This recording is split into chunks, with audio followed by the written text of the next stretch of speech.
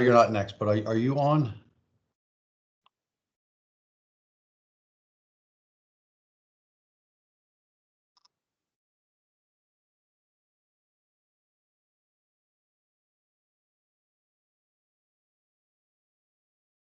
I don't know if he's on right now. Okay, so what we're going to do is for this afternoon is I wanted to go through. Well, first I just want to go through a couple of things with the code itself. Can somebody tell me if they see my screen here with like this file manager? Somebody Yeah, I just can see it. Okay, great. Awesome. So this is the COAWST, just a couple minutes here then of like an overview. So this is the COAWST distribution. So this is on my system here. I have a folder called COAWST and I've been getting it through SVN. So that's why this was .svn.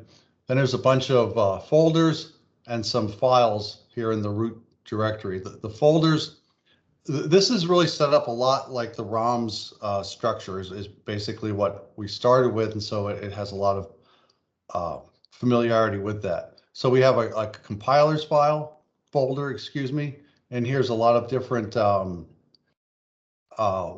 options like when the system goes to build, and we'll dig into this a little bit. So like if you're using Linux with ifort, it's going to come in here and look in that file. We have a data folder that's with ROMs. It has some data that ROMs uses for some of the files. ESM is a coupling that Hernan's been working on. It's a different way of coupling, so I'm not going to go over that right now. We have InWave, which is an infragravity wave model, which Christy will talk about on Thursday. We have some libraries, MCTs in there, which is what you should use. You can compile that version for the coupling. We have script, which is the remapping and interpolation schemes, which we'll talk about later on. There's some other libraries that ROMs uses for the adjoint. There's a master folder, which has a lot of the coupling routines and the main drivers for, well, the main, yeah, you can think of it as the main drivers for the system. We have a projects folder, where under here we have a bunch of test cases that we distribute that we check periodically to make sure that they still work. And when we add capabilities, we put them in here. So inlet test is one of my favorites, many versions of that with different grids, same grids, Swan only, that kind of stuff, WaveWatch 3. And we'll be going through some of those throughout the week. There's marsh test that Taryn and Neil and others are working on. They'll talk about that on Thursday. Some sediment tests, wet dry from when we first put that into the ROMs code, et cetera. So these projects we check regularly. The Sandy case is something we're going to build on as the week goes on. So today we're going to talk about how that's in WRF and everything that we use to create the WRF application for this test case. These test cases are typically set up to be small, okay? So like the Sandy application here is just a smaller grid, like 80 by 60 or something. It's not really the size of grid that you would use to do a realistic application, but we want to distribute something that people can easily recreate, compile, and run, and check the output. And that's sort of like the purpose of these test cases here. And so we'll go in through that Sandy case as the week goes on. There's the ROMs folder with all the ROMs code. I did update to ROMs about 2 weeks ago. Since then, Hernan has pushed out a parallel IO update, which I did not get in here, but I'll do that in the next couple of weeks. John, just one thing. Could you increase the size of what we're looking at so people can see it a little better? We're getting some requests to.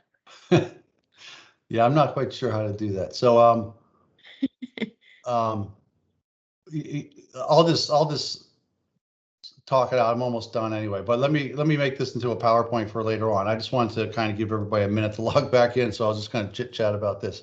So there's the Swan folder for the Swan code. There's tools. There's WPS and WRF that Kelly was talking about, and then WaveWatch 3. So the point I guess I want to make is that when you download the code, the COAWST code, we distribute all of these other codes along with it. WPS, WRF, WaveWatch 3, ROM, Swan, all those other codes are in this package. So you don't need to go to those individual sites to get the codes, but you can if you want to. Sometimes it might be better if you just want to use a code from that site. Okay, that was sort of like a side tangent. And then the other part I wanted to talk about just briefly was this the site where you can go to get the code. Hopefully this is big enough for people to see. So if you go to the GitHub site to get the code and you can check it out here. I also wanted to say that there are, if you're having an issue, people have put issues, 30, there's like 41 of them. We've dealt with 36 of them so far. You can post an issue here. If the afternoon breakout sessions, those are times when you can ask questions about anything. They don't have to be about the Hurricane Sandy test case. They can be about anything you want, like any problems that you're having. Actually, we're hoping that you ask questions about problems that you're having.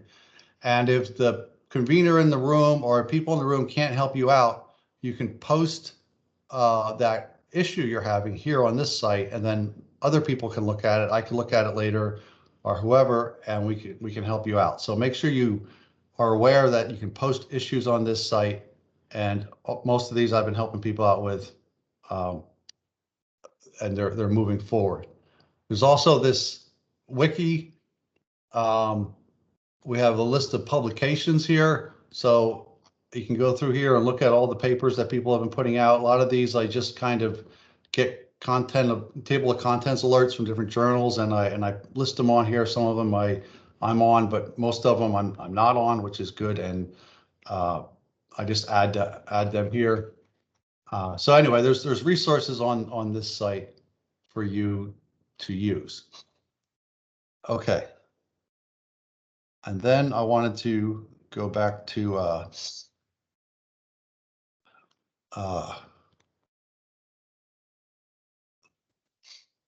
Can you see this WRF application site or PowerPoint? Yes. Okay, great. So what I'm going to do is this is about, it's 38 slides, about 35 minutes, let's say, of kind of expanding upon what Kelly talked about this morning. But I'm going to go step by step. Hopefully it's not too painful, but step by step of how I got the data, how I made the grid, how I did MetGrid, GeoGrid, and UNGRIB, and there's some other things that we do, like getting SST data.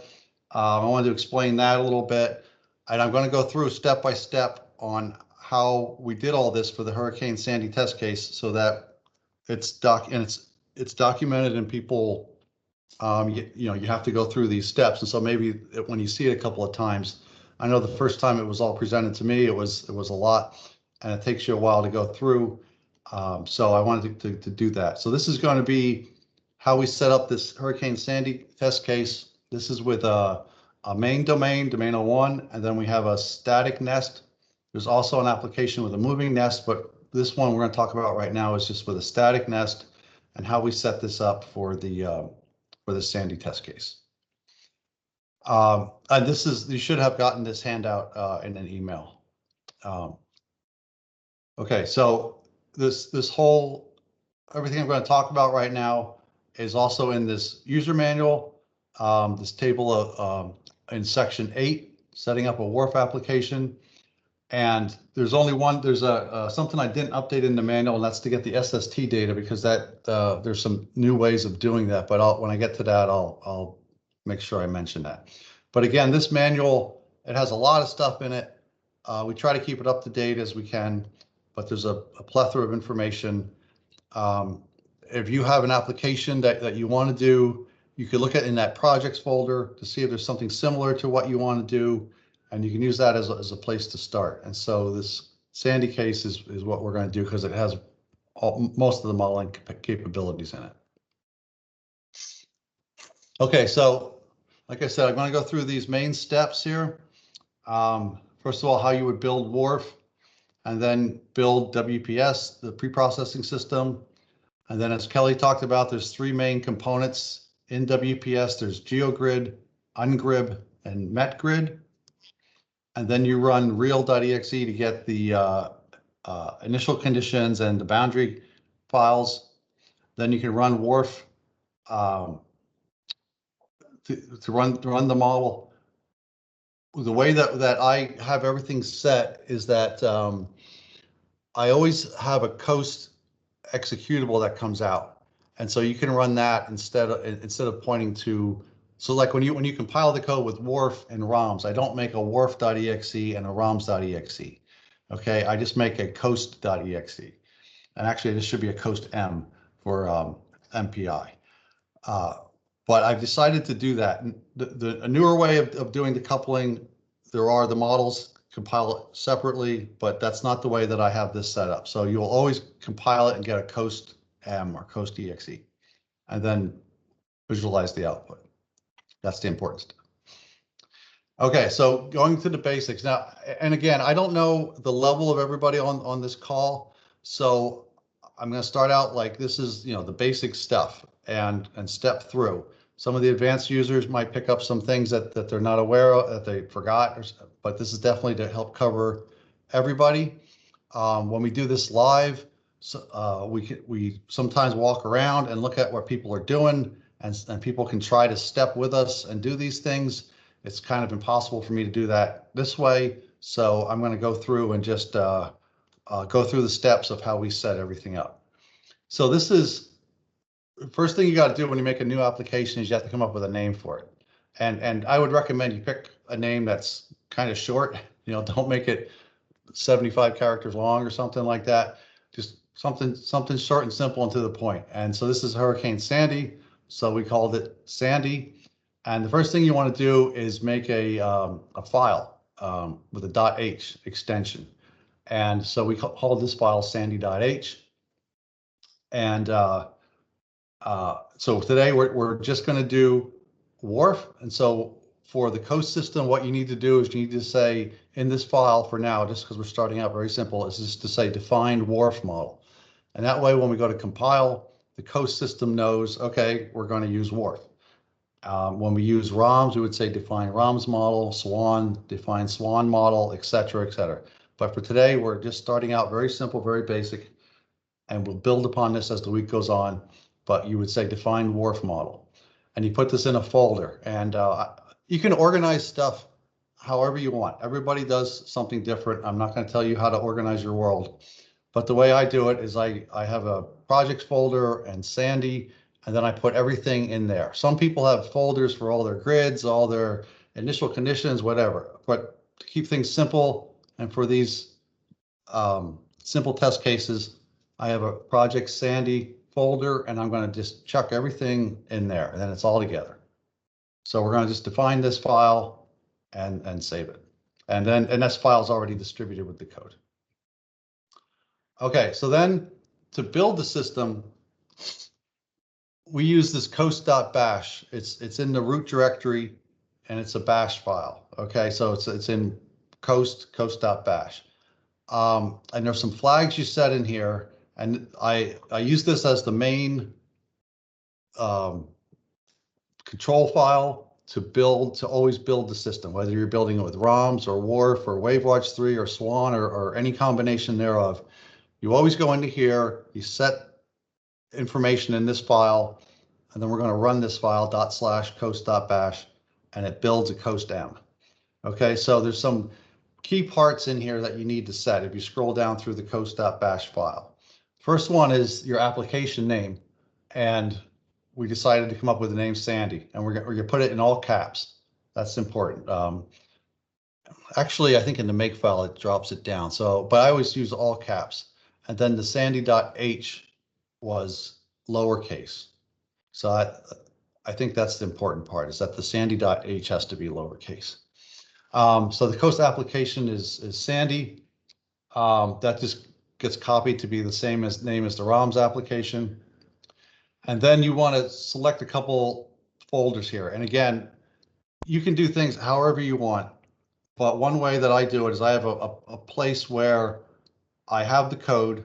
This happens to be, sometimes I use Cygwin on this Windows machine here. We also have Linux clusters and other things, but you can set the root directory for where your code is. So this just goes to COAWST. And then the project directory, this is something that gets modified below. So I start out with the project directory being the root directory, but you could make this point to anywhere else. You know, it's this is set up to be very flexible. But I just set it up this way, and I don't know, it just seemed to work for me.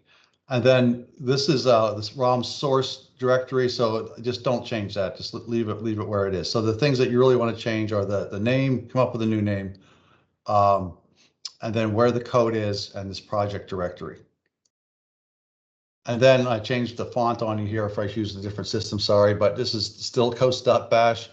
For a little bit further down in the file, there's some settings here. You want to use MPI when you run COAWST. Okay, don't use OpenMP. Each individual component could probably work in serial, I think, but you basically want to use MPI. Everybody uses MPI these days. Kelly talked about systems that she didn't recommend, like an MPI with an OpenMP on each node. MPI by itself just works great. And there's different ways that your system is going to be set up to use MPI. If you use MPI F90 or compiler flag, that kind of stuff. Everybody's system's a little different. For this system we're working on, we use MPI and MPI F90. And I'll show you some of that in a minute. I think I have the compilers file next. Then you want to set the compiler. So we use iFort mostly. We do test the system with gfortran, and I have not gotten WRF to compile with gfortran on a Windows machine. I don't think that would work, but I don't have gfortran on a Linux cluster, but certainly other people do, and I know it's worked for other people. We used to use PGI all the time, but we don't use it anymore. I think PGI is kind of being phased out, but I may be wrong. There's some netcd, there's some options here. Use debug. If you turn that on, you get a COAWST G, not a COAWST M, COAWST G, and that will run a little bit slower, a lot bit slower. But if you have a problem, if the model crashes, if it's having trouble reading a file, it'll often will give you more information saying, you know, error this file .f90 at this line, and you can use that to help try to figure out what's going on. There's a large is for 64-bit compilation, and netcdf4. We always have that on. And netcdf4 is pretty common these days. Down below here, there's plenty of other options. If you turn MPI F90 on, and you can have this configuration file set all these paths for MPI. I'm not going to go into it. There's some details on the ROM site, but typically I don't modify anything down there, and I just run with these settings. I'm not sure what's next here. Okay, further down in the COAWST.bash file, and I changed fonts on you again. You need to tell the code where, so that sandy.h file that we created, we need to tell it where is that.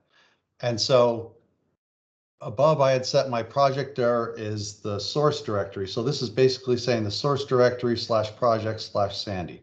And that's where, when we distribute the code, where all this project information is. So we have it set up with that directory structure, and we just use this method.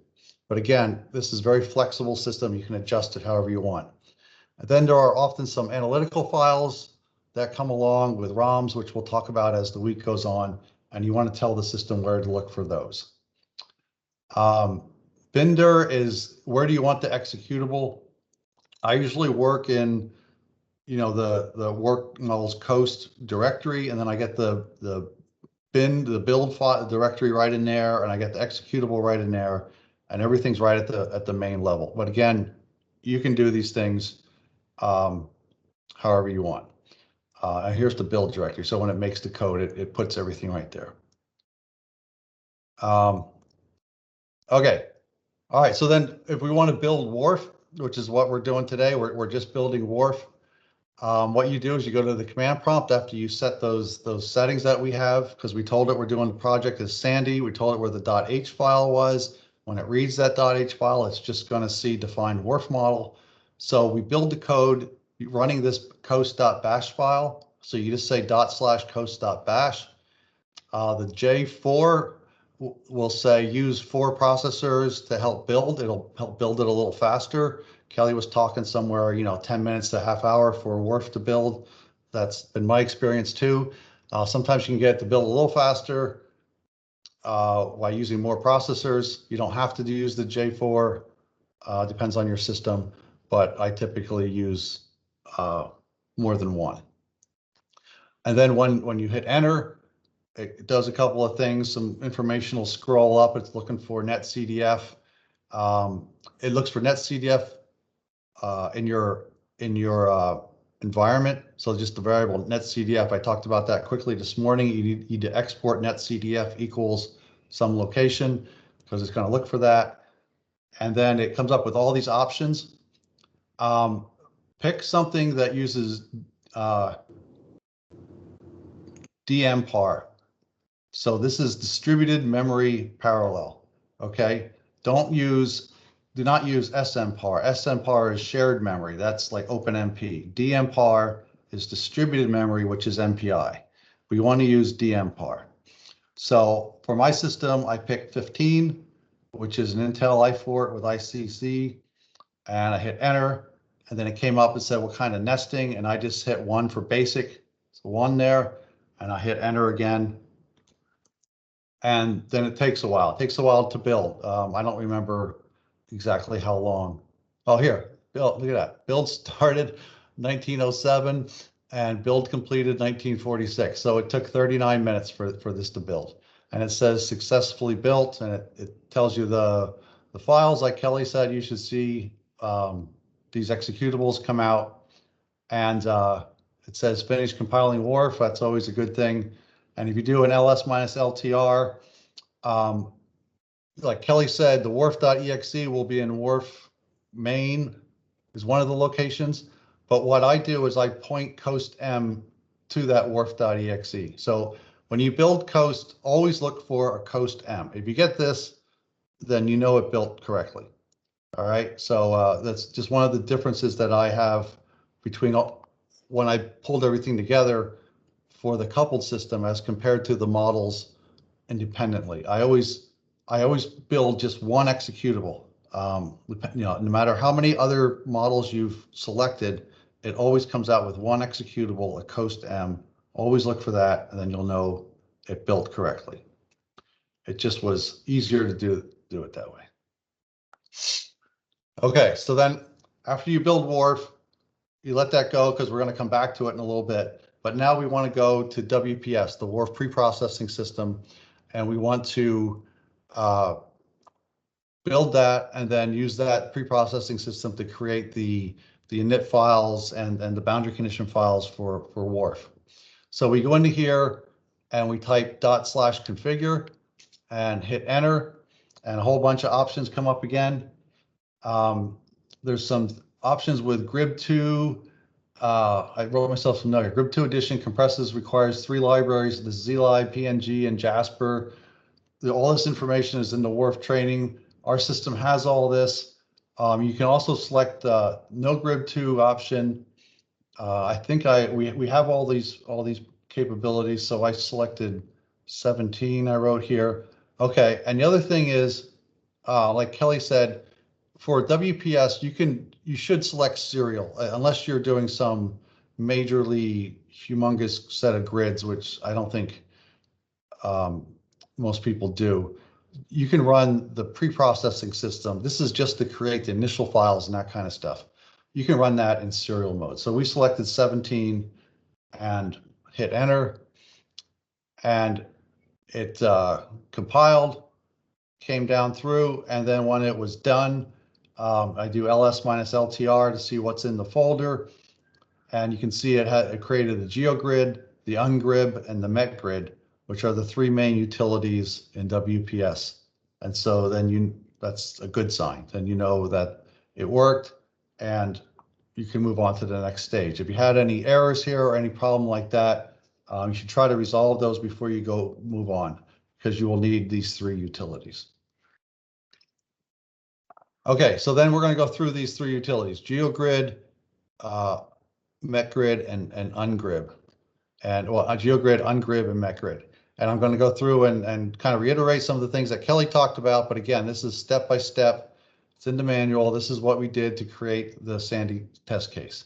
So in the COAWST folder in WPS, there's a nameless.wps, and you want to edit that file. And there's a couple of sections that you want to comment in. In the WRF core, you leave that as ARW. That's the core that not NMM. It's we use ARW core. For this particular case, there were two grids because we had a static nest that we developed. So max down we set as 2. Start date and end date.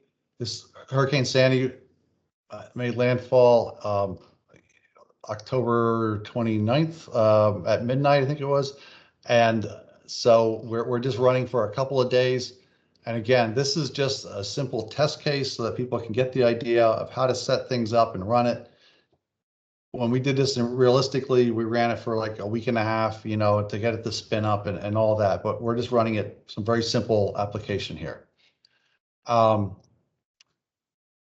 there's the parent, or excuse me, the grid information. The parent ID, like Kelly talked about, the first grid always is its own parent, so that has to be a 1. The child's parent is the first grid, so that's a 1. And she showed different configurations for that. We're going to use a grid ratio of 3. So the child will be a third, 1/3 the dxdy. The IJ parent start, this tells you the lower left corner, I believe it was the lower left corner of where the child starts in relationship to the parent. So it's going to start 33 over and 8 up from the bottom, because I think it starts down to the south, and then, well, eventually the hurricane moves to the north. This is the size of the grid. The east-west dimensions are 85 grid cells for the parent, 100 for the child, 82 and 100. Again, these are just small cases just to get the feel for how to do this. There's some other settings here. So the DX, DY are 30 kilometers, which again is large. And then so the child would be 10 kilometers. Here's where you would set the map projection. And then you could, for this particular way of making the WRF grid, you set the center of the grid, 37 latitude and 75 longitude. These are some settings for that projection. And then you need to set the path for this geographic data, which I have talked about on the next slide. And I think that's, there's other ways to make WRF grids, but this is the way that we chose to do that. So the geographic data, Kelly talked about this as well. You can go to the WRF page. I have it listed here exactly where the page is, and you go and you get this full data set. She talked about that there are other data sets, lower res, but they were more for some other types of training applications. So we got this high res full data set. It's a tar file. She said it was pretty big, 29, comes out to be almost 30 gigs after you decompress it. So we brought that down, put it in a directory. tar-xbf expands it into all the directory structure that you have. And then wherever that path was that you set this at is the path that we just talked about at the end of the nameless.wps file. You need to enter that path so WPS knows where this data is. Okay, so then we're going to go and create this grid. And there's some of these tables that Kelly was talking about. So you go into WPS and you link, you can soft link this GeoGrid table to geogridtable.arw. For me, it was already set up that way. I think it gets distributed that way. If you have to, so ls minus ltr just gives you a listing. The L means list, T is time, and R is reverse, so it's reverse in time. I always just do it that way to see what's most recent at the bottom. And you can see that the GeoGrid table is pointing to this table ARW. Then we want to run GeoGrid. So you do that by just typing /geogrid.exe. And so when it was done, I got this successful completion of GeoGrid, which is always good to see. You want to make sure you see that. If you don't, if you have some errors, you really need to stop and go back and try to correct those errors. If you do this ls again, you'll see you have a GeoEM domain 01 and a GeoEM domain 02 because we had two grids that we're trying to create. We have this utility NC view that I use a lot. It's nothing fancy. It doesn't show the output in a projection, but it just shows you in IJ space what the fields are. So you can use NC view to look at this is GeoEM domain 01. So this is what our domain looks like. I think this was the variable landmask. So you can see the East Coast United States, Florida, and this is a way to quick look and see that your file gives you something realistic. If it was flipped or upside down or something, then you need to stop and go back and try to figure out what's going on. But it's always good as you're stepping through these things, as you make wind forcing files or you make grids or whatever, just take a break and look at what you just created before you just run with it, because people will do that and there'll be nans in there or something, and then they'll waste time later. So as you go through these steps, just take a minute, look at what's in the files that you're creating and make sure they seem realistic. Okay, so that was GeoGrid. So then we go to ungrib. Ungrib is basically you want to get data for initial and boundary conditions. And then it comes in this format called grib. It's a way that data is stored. WPS likes its own format, so we need to convert the data that you're going to get to a WPS format. Here's a site that you can go to, a WRF site, where you can get all kinds of data. There's plenty of other places you can get data. You would probably need different types of vtables or whatever. Here's ECMWF. There's plenty of places to get data. There's some global data here. We tend to do a lot of work on the East Coast United States, and I've learned over the years with these trainings that I don't want to just hand out East Coast US stuff because there's an international crowd out there. So you can get global data here, ECMWF, et cetera, other ways, other places to get data. For this particular Sandy application, we used NAM 12-kilometer data, and so we downloaded this data set. But again, there's plenty of data out there for other locations. Okay, so then I had to go and this was kind of new. I had to register for this to get this data. And I did this a long time ago for some other data I was getting, so I was sort of already in the system. But if you have to register, just go ahead and do that, register now. It was free. There's no, no monthly subscription or anything like that. It's all free data. So register and write down your username and password, because 3 months from now when you use it again, you got to remember what you used.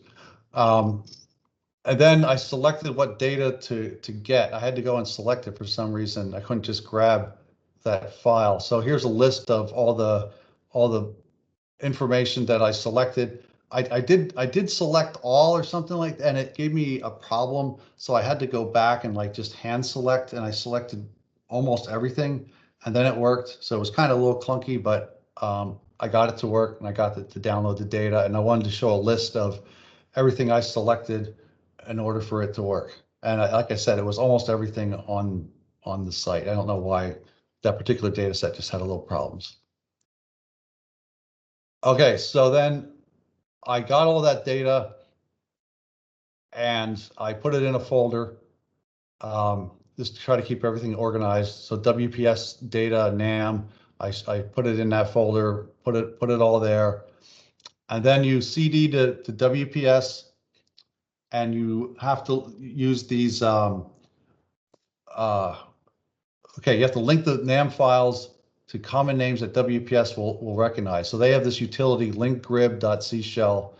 And so you type / I have it right here, / linkgrib.csh, and then path to the files. So for me, it was / linkgrib.csh grib C shell .WPS data NAM, and then when you ran it, it comes up with this listing then, grib file, AAA, AAB, AAC, etc. It goes down through and it makes links of all these grib files to the data that you just downloaded. So this utility they distribute, and here it is right here, link grib.c shell, and then it links these file names to the WPS directory. So we're in the WPS directory, CD WPS.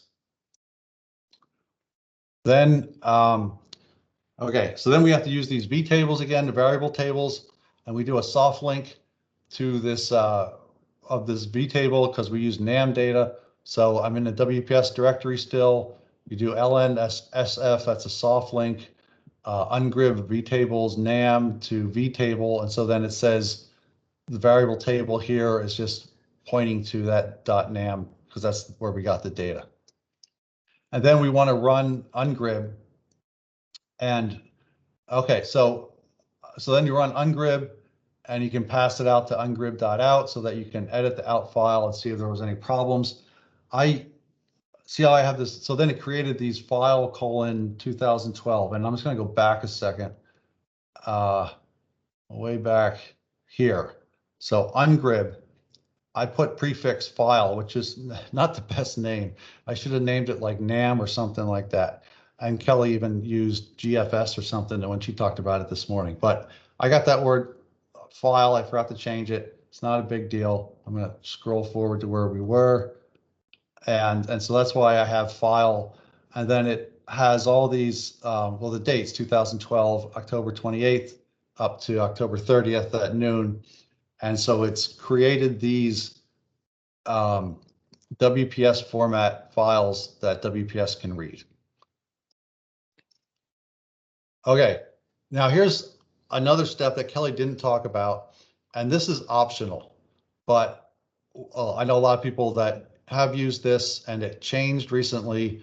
And so I wanted to spend, I got 2 or 3 slides here on a way of doing this. This is to get sea surface temperature data that will get put into a file called WRF low input. Okay, and it's used when WRF is running. If you want the sea surface temperature to change as WRF is running, then you can use this method I'm going to talk about in the next couple slides. It's a little clunky, but you can use this method or other methods that are out there to get sea surface temperature data. Now, right now, we're not coupling to ROMs. So when you do couple to ROMs, you don't need this because you'll get the sea surface from temperature from ROMs. But if we're running it in uncoupled mode and you want the sea surface temperature to vary, you can use this approach. It's not required, it's optional, but this is how a way of doing that. And it took me a little bit to figure this out, but I wrote the instructions here. And again, so I go to some other website. This is a JPL NASA.gov site, and you can go here to get sea surface temperature. We went and we got the GHR SST 28 kilometer sea surface temperature analysis. I'm not quite sure why I selected that specific data set, but I did. I think it was recommended to me. And so I downloaded, I went to downloaded that data set, made a folder, and it comes down as netcdf4 files, which is kind of nice. You don't need to run ungrib on it because it's already in netcdf4, but you have to run this other utility because we have to get to WPS format. That's the point. So the NAM data was in grib and it had to be converted to WPS. This data is in netcdf, but it still needs to get converted to WPS. So we have to use a utility. And the utility I used was from this guy's site, V Brashers. I'm not saying you have to use this. I don't know who these people are. This was just provided to me as a way of doing this. I went to these sites here. I downloaded this guy's code, this GHR SST to intermediate, etc. There was some, I had to edit their make file to change it from, I think it was in PGI, and I had to change it to BI fort. It wasn't that hard because I kind of know what I'm doing, but for people who don't, it might have a little bit of trouble. But I just had to change the make file, And then I built it by just typing make, and it made these utilities. Let me see what I have on the next site here. Okay, so then, and then to run it, I had to make an ASCII text file that listed those netcdf4 files I downloaded, and I ran that guy's utility, and it converted them to WPS format. Okay, and I did that. Hold on a second. Okay, so then I did soft links of the nameless WPS. Oh, okay, I know. To run this thing, that's right. To run this utility, I had to tell it where the GOEM domain, where the grids are, where the WRF grids are, and the nameless file. So I had to tell this WPS utility where those were. I pointed to the netcdf4 files I downloaded, and I ran this utility, and then it comes back with this SST data, and then this is going to be in the WPS format. So that's a little bit clunky. It's the first time I've explained it. I got it to work.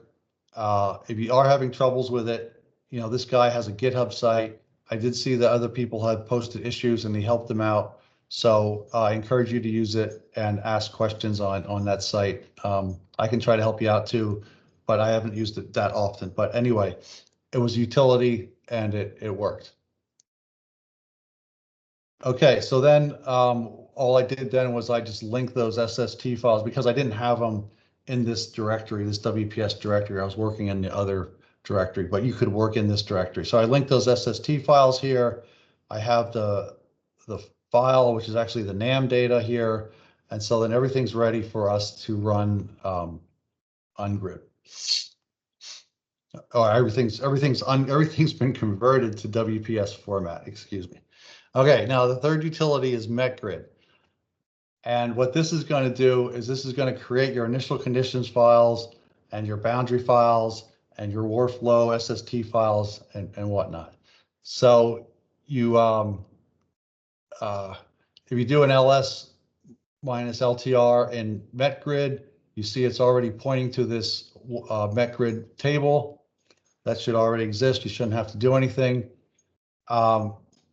In the WPS nameless.wps, because when we did the ungrid, we made this thing called file, which I should have called, like I said, I should have called it NAM or something.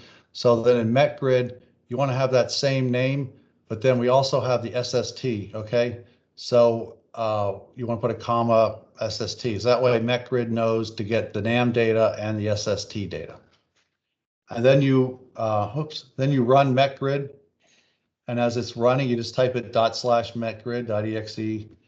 And as it's running, you'll see information scrolling by. And then when it's done, you do an ls minus LTR. You can see all these met em files that it created. And you can look at the log and make sure everything went correctly. And these are these intermediate files that we can use with real.exe to create the WRF files we need. Okay, so this is like, a little tedious, and I'm sorry for that, but I want to make sure that, every time I do this, I look at what I wrote down here and go step by step, because I don't want to try to refigure this out. So I just want to go through so you have it step by step of what to do. Okay, so now we want to do is we want to run real.exe, and so we go to WRF. So we were in WPS. Now we want to go over to WRF, test em real, and we want to edit this nameless.input file in that folder. I actually have a copy of this file in the project Sandy case that is what we ended up using. So if you want to just use that or start with what they have and modify it, whatever. But this is the nameless.input you're going to need to run the Sandy case. And so you use it here as well. As Kelly was talking about, there's time control. So the way we have it set up is for 48 hours. And she told you that if information in the first column, then don't add information in the second or third. But some of the fields will allow information for multiple columns. We only have 2 grids, parent and a static child. There's a third column that is not used. It's okay to be there. It's not used. And that's every input file is a little different. So for this one, we have a start year, month, day, hour, minute, second, and then I just copied that to the same for the child, and I made it the same for the third column, but that's not going to be read. It's not important. Then the end, year, month, day, hour, minute, seconds. And again, this is only a 2-day run because it's a test case just to show the method. This interval in seconds is 6 hours. That's what the NAM data was in. So that's what that's set for. Input from file. We have true because we have the NAM and the SST data. Here's to set the time steps for the writing out the history files and how many frames in each file. You can go down through, I don't remember what all the rest of these IO form. I don't remember what these settings for. I think these are for setting them as netcdf files. I think that's what the 2 is. And that's all in the WRF manual. The thing that we've added is this WRF load, domain 01, domain 02. This is a shorthand notation so that it knows to read that SST data that we gathered. And that's included in here so that when WRF runs, it knows that we added these extra fields. Further down in that lane list.input, we have the time step and then ways to set the maximum domain is 2. The grid size again should be the same as what we had in the WPS or the nameless.wps. Kelly talked about this evert and ptop requested and how to set some of these other fields for soil levels. Here's the dx dy. She said you don't need to have it for the child, but it's listed here for the child anyway. The way that the grids are set up, grid ID, parent is 1, the child is 2. What else? So the same, the start and for the I and J is the same stuff as that we should have had in the WPS name list. Feedback, so that's the nesting, so the child will talk back to the parent.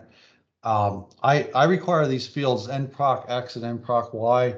This is the number of processors you're going to run WRF in the X and Y. I mean, I distribute it as 1, but you really could change it to be, whatever. It depends on your system.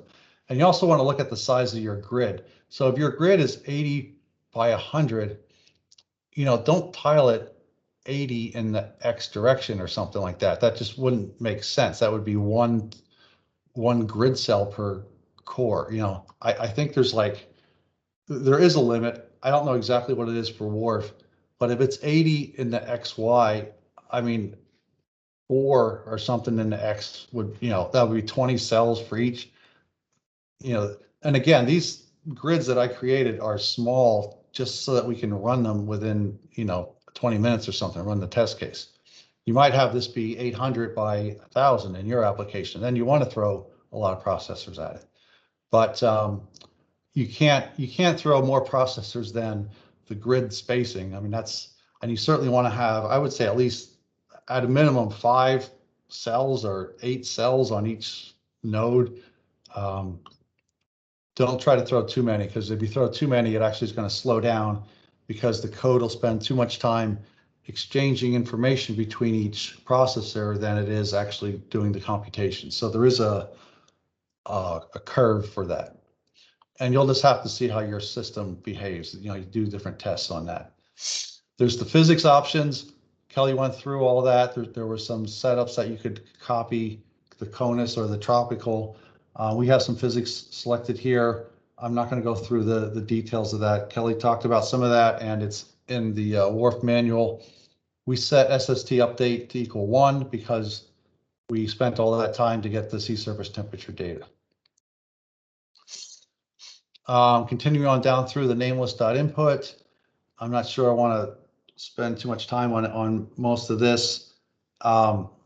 this relax zone 4 is how many cells that the child grid can get close to the edge of the parent.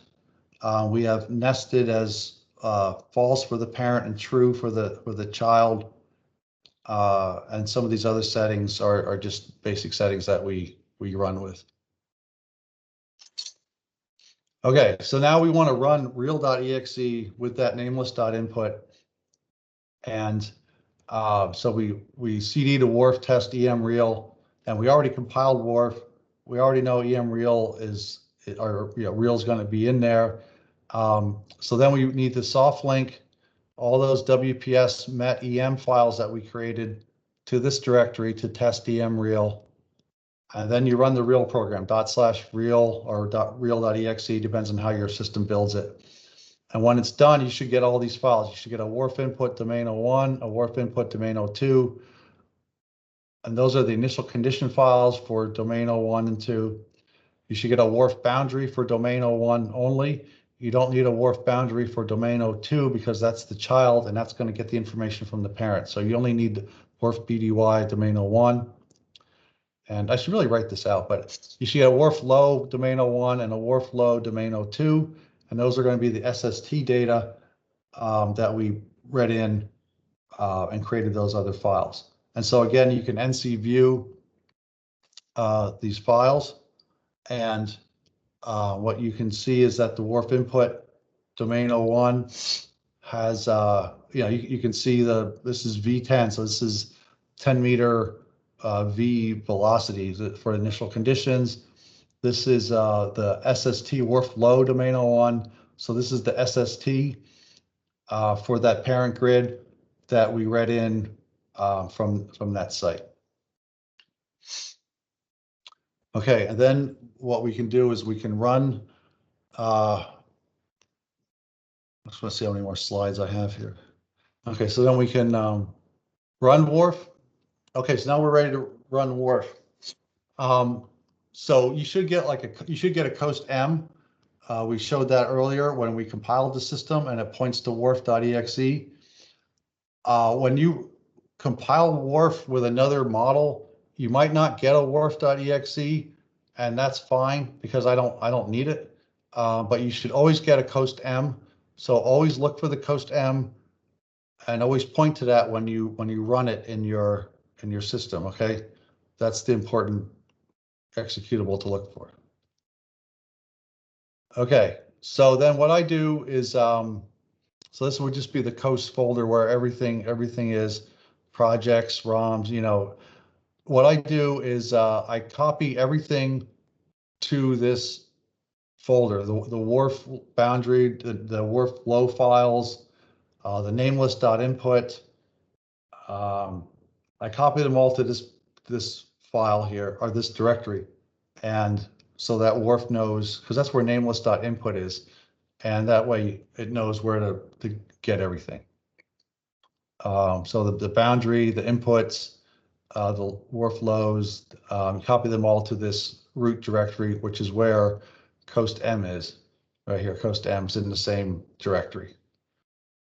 Okay, and so then we're going to run wharf. I have a catcher. So then, again, back to this number of processors. So you can set this to be however many processors you want in the X and in the Y. And again, this is a really small test case, so I just have this running on 8 processors, 4x2. So you set the tiling with this setting in the nameless.input. And then when you run it, we always have these shells or these scripts that run it. This is from Nemo, which is a cluster we don't even have anymore, but it's the same kind of concept where you would set the total number of processors. So when you run it, it would be MPI run number of processors 8, and that 8 is because here we did 4 times 2, that's 8. So we run it 8, and then this command is going to be different depending on what system you're in, but it would be, you'd be running COAWST M, and you want to point to nameless.input to run it, and then you can point it to some output file. This was actually for the Joe TC, not the Sandy case, but it doesn't matter. You can have the output go to some output file. And again, this particular run file is very specific to your own cluster. This is just an example. It uses PBS. Okay, and then when it's all done, it should just run. And when it's done, you can look at the output. So again, I use NC view. When it, oops, sorry. So when it runs, when it's done, you should get these two files, wharf out domain 02, wharf out domain 01, and it has the time on it. We had everything be written to the same file because I think it put number of frames as 1,000 or something, some big number. So if you would have had like, you could have had it write every output to a different file, and then you would get, 20 or 30 of these every 6 hours or every 3 hours or every hour, however, whatever you set as the output. So you can adjust it, but we had everything just go to these two output files. You can NC view it. At the top here, we have the NC view of domain 01. This is the pressure at the surface. You can see Hurricane Sandy here off the East Coast, and the SST data came out. This is in the wharf domain 01, and I don't think I have a movie or anything here, but you could step through here and see the hurricane coming up the coast. And you should look at your output, look at all the fields. There's plenty of fields. They're set in the registry, the wharf registry, and you can you should look to see if they make if they make sense. It's just everything should just seem, if there's a problem, then you need to go back and figure out why that problem was there. Okay, so then I think there's only one or two more slides here. Okay, so for the wharf moving nest, okay, so I have like 5 more slides. Okay, so that last example we talked about was with a static nest. Wharf, like Kelly talked about, also has, you can use a moving nest. There's 2 ways that the moving nest can be specified. One is where you actually tell it the preset moves or something like that. It just sounds really complicated to me. I've never used that option. You could tell it when to take the move, and I don't know. I can't judge the hurricane that easily. So I use the option where it can just track, it can move with the center of pressure. Okay, so for this particular application, we have a moving nest that's going to start at the same location as the static nest. And I just know that's where the hurricane is for this particular application. For you, it's going to be different. You can pick it whatever you want to be, but remember, you want your nest to not be too close to the parent edge. There's a buffer there. So you start your nest somewhere. Kelly gave some ratios like 1/3 and 1/3, but I know this moving nest is going to come up the coast and go left. So when we build wharf, so everything else can be the same. And then when we build wharf, we use, what do we use, 15 or something for the DM par. You use distributed memory, not shared memory. That's misspelled. Use distributed memory. And then when you get to for the nesting, before we had selected basic. The preset moves I've never used. So in this case, we're going to select 3 vortex following, and then you just let it build with that option. Then there's a couple of things we need to change in the nameless.input file. So input from file. So before we had true and true because we wanted the child grid to read the data from the boundary file we had, but now we set that as false because the nest is moving and we want that to get the data from the parent. And then we set this to be the same thing. We just want the parent to be providing the data. And then and then you can run it just like we did before. You should get a COAWST M. And now when you look at the differences here, I an application. I have a showing the moving nest versus the static nest. It's at some moment in time at 28th at noon. There are going to be differences in the moving nest because it's more centered. It's the dynamics are going to be captured better by the resolution. I should have put on here where the static nest domain is. If you don't make your static nest domain large enough, then the hurricane can advect out of that domain. So with the moving nest, it actually moves with the domain. And that's it. That was the break. Okay, so hopefully that wasn't too painful for people. That's all I kind of had for all that right now. Why don't we go and take some questions?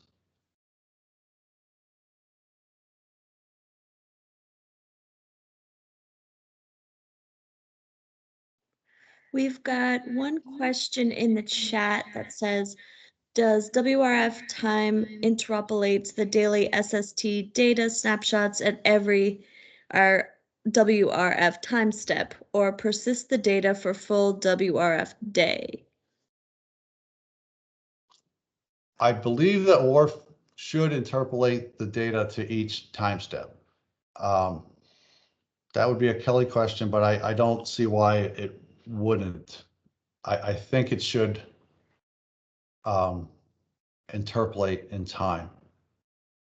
Most models do. You know, you run the model on a 30-second time step, but you're forcing data, or you're okay. Somebody's saying no, it does not. Hernan's saying it does not. Okay, well, let me ask Kelly if WRF interpolates the sea surface temperature data. Hernan doesn't think so, and I'm not sure. So let me ask Kelly when she comes back if WRF interpolates SST um, from the WRF flow file. I know for the coupling, the way we do it with the coupling is the user sets a synchronization interval, we call it. And so you could set that to be 15 minutes or an hour or whatever you think it should be.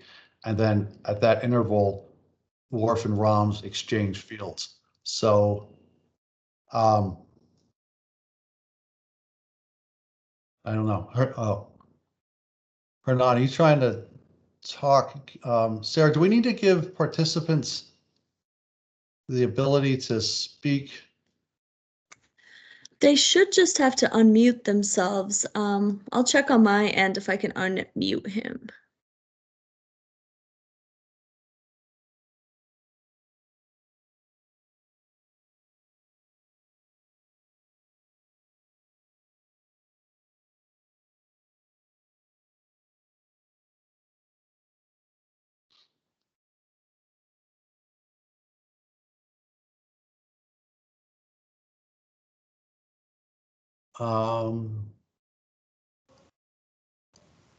Okay, well, we see if we can get that to work.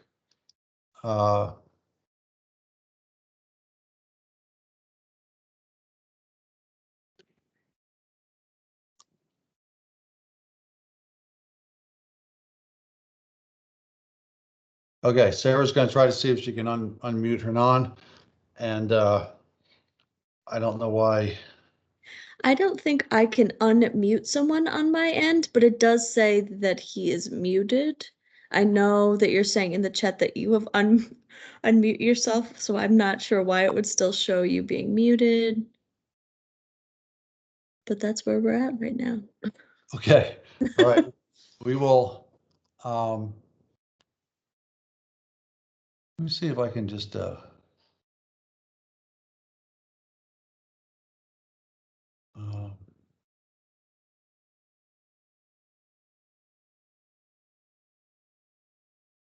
it keeps jumping around.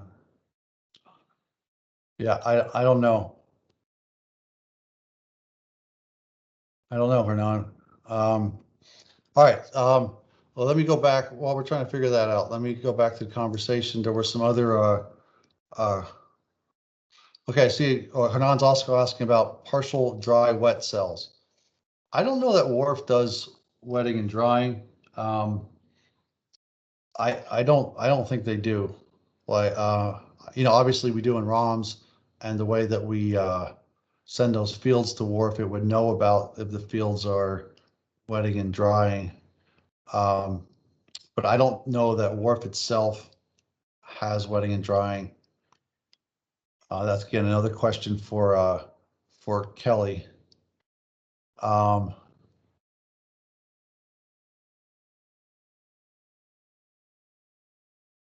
and Hernan's also talking about careful configuration of the land and WARF. Land sea, notice that the WARF land sea boundary is 0. I think that is due to the fact that WARF has partial wet dry cells. Yeah, I'm not sure about WARF with the wet dry, but if Travis figured something out, that's great. I'm not sure about that. Yes, it does. Look at your NC view for WARF. Okay. Okay, so I have these simulations. Okay,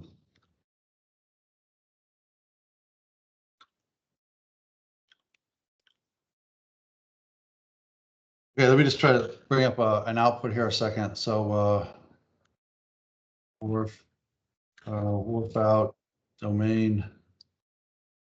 He's saying the one in the PowerPoint is fine.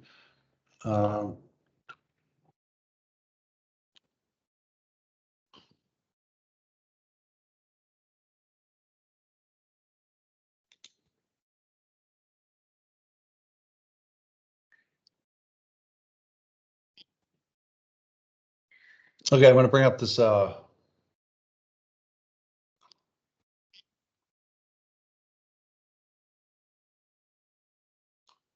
I got my second screen sharing out. Can somebody tell me if they see the second screen shared out?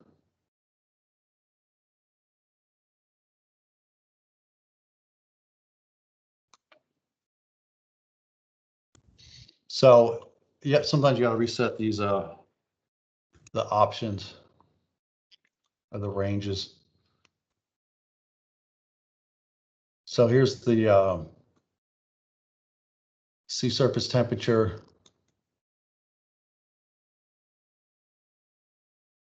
And if you click on it, okay, well, here's our answer here. So when we click on it, so if I click on sea surface temperature at some location, and you see how it's constant and then it changes, and it's constant, then it changes, and it's constant and changes. So that means it's not interpolating in time. I think that was one of the questions. Does it interpolate in time? And I would say this means no. I would say it's holding it constant until it does the SST update, and then it changes it and holds it constant until it does the next SST update, and then it holds it constant. So I think that's the answer there. Okay, and then he's saying NCView is 0 value at the land sea boundary. In what field, Hernan? I wish we could get your mic. We have to get your mic to work for tomorrow, so we have to figure this out. But that's great, very bad. Destroys the daily cycle. Well, maybe tomorrow we can once we get you figured out, we can figure this out. I'm not sure, but anyway, the sea surface temperature. But then again, this is why we developed coupled models, right? So that we can exchange these fields more easily. Okay.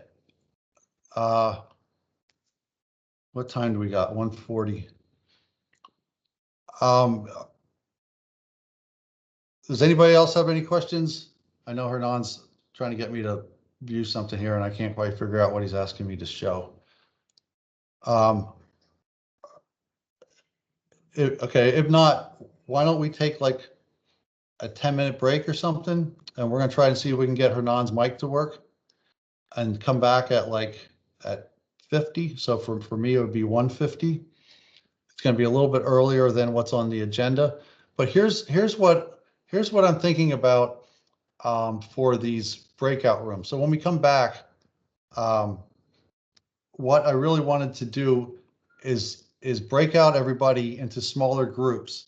And I'm really hoping that people are going to have questions. Like, you know, I don't care if it's, hey, I can't get this to compile all the way up to what does the land sea boundary and wharf do? You know, whatever question you have, ask the question. And, you know, the moderator of the room might not know the answer because it might not be their specialty, but we can see if somebody else in the room has it. And then you can, you know, talk about whatever issues you're having. If you want to just show an application that you're doing and say, hey, do you think this grid is big enough? What should I, what's my coupling interval? What's, you know, whatever questions that you might have for your particular application, this is a chance for you to ask questions to other people who are running the system and potentially having the same questions. It doesn't have to be about Wharf. You can ask something about Swan or ROMs or whatever, you know, just whatever you want. And so my idea was that with these smaller breakout rooms, people would feel a little bit more comfortable um, showing their work or talking about it. So we'll give it a whirl and we'll see how we do.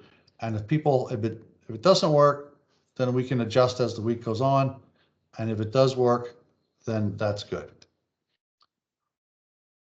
Okay, so Hernan's talking about the land, maybe the land surface model, like the NOAA or whatever the land surface model might have to be with vegetation and whether or not WRF can handle that. Yeah, and I don't really know if WRF can handle like the Bay of Fundy or something like that. I really don't know if it could deal with cells that become wet and dry or vegetation or how it deals with land use changes and that kind of stuff. So that'd be more of a Kelly question. Okay, so why don't we take a break until 1:50? We'll come back and Sarah's going to try to divvy us out into different breakout rooms. And then as people join back in, if people join back in, they can get sent to whatever room. And we're going to try to get Hernan's microphone to work. Okay, so we're going to take a 10-minute break and we'll come back at 1:50 East Coast time.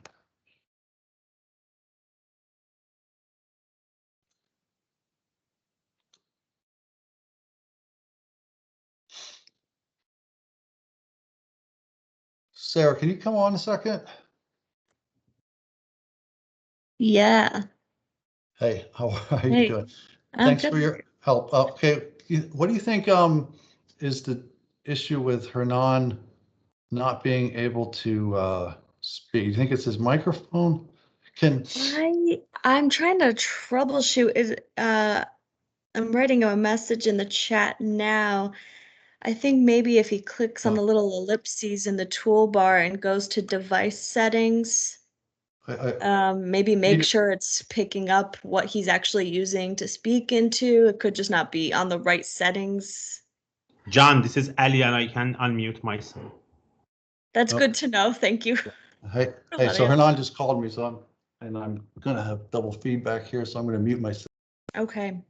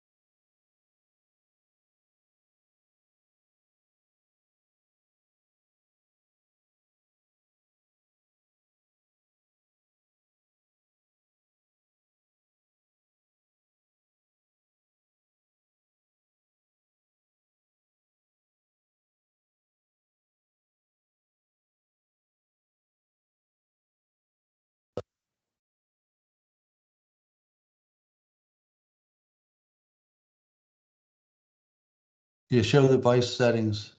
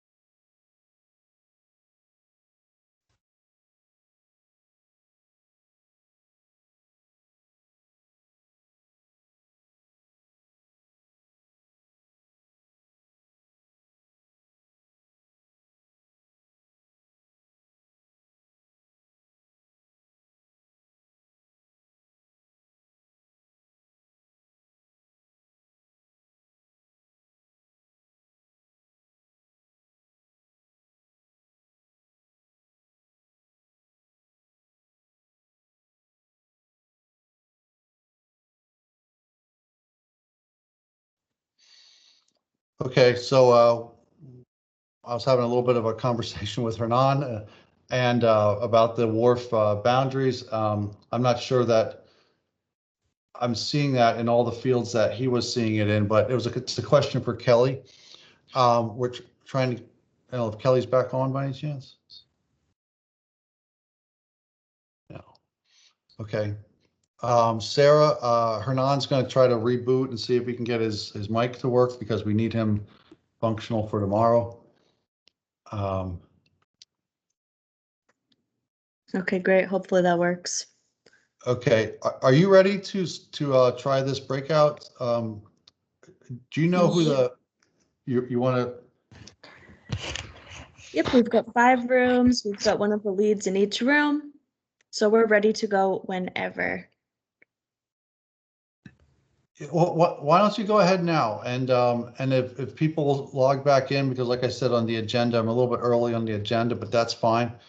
Why don't you go ahead and just break us out, and I can send you an email or something, or maybe like at 2:30, we can have the leads just send you an email or something, just saying how things are going. Like we don't want everybody just sitting there Right. looking at Okay, each yeah, other. But hopefully people are asked. This is your chance to ask questions, so please do. Okay, great. Yeah, I preset the time for an hour. So if we want to end before that, yeah, just somebody shoot me a message and I'll close them. Yeah, let's So see how the rooms are going, and then maybe we come back together and we'll go from there. yeah, Courtney, okay, that works. Courtney, can you I'll- talk? Um, Yeah. are you talking to me? Yep, I Oh, can see. yeah. Yeah, because I just want to make sure. Yeah, and Ali said he could talk. I mean, I don't know what's up with Hernan's, so he's gonna try to reboot, and hopefully he's gonna be fine. Yeah, okay. All right, thanks. All right, so shall I start these rooms? Go ahead. Let's go. Okay. For it.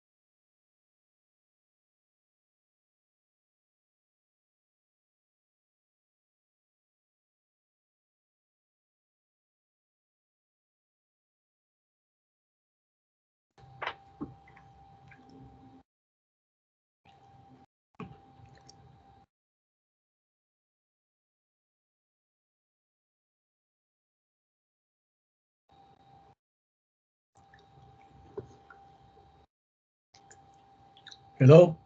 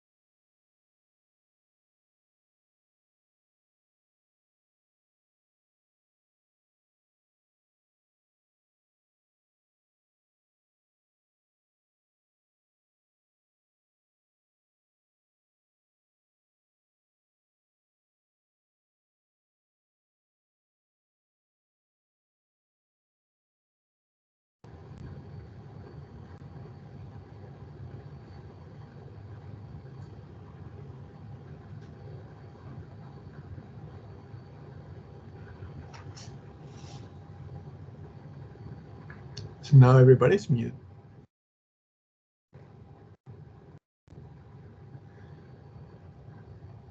Yeah, I think people are being muted. I think Sarah's bringing everybody back. Can you hear me? I can hear you, Hernan. Okay, I had to go. So this is working. So see you tomorrow. I send you the other presentation later, and that's it. Okay, thank you so much, Hernan. Yeah, we'll Okay. have them all loaded and we'll hand them out to everybody tonight so that everybody's ready to go. I really appreciate it. Okay, good luck. Okay, All right. bye-bye. All right, Hernan, thanks.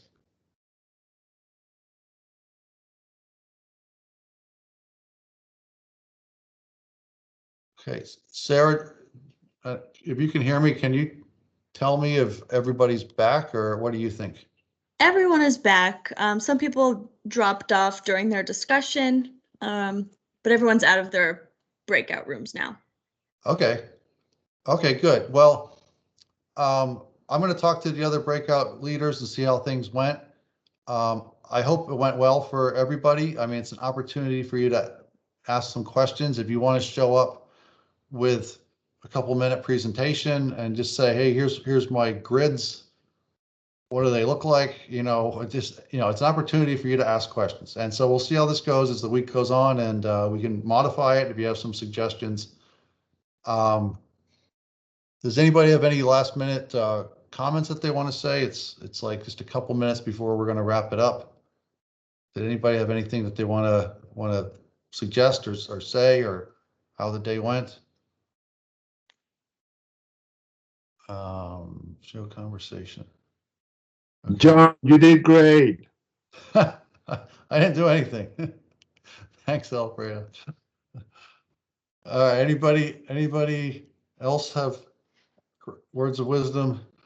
Okay, well, I tell you what, let's just call it. I think it was a great day, and maybe I'll just get in touch with the group leads real quick and find out how things went and see if we can improve on it.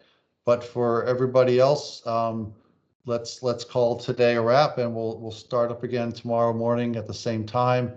And tomorrow we talk about ROMs, and Hernan's going to talk about it, and then how we do ROMs in COAWST, and then ROMs in WRF, and we're going to keep moving on. Okay, thank you, everybody. Thank you all for being here, and we'll see you tomorrow. Okay, thank you, sir. See you tomorrow. Thank you.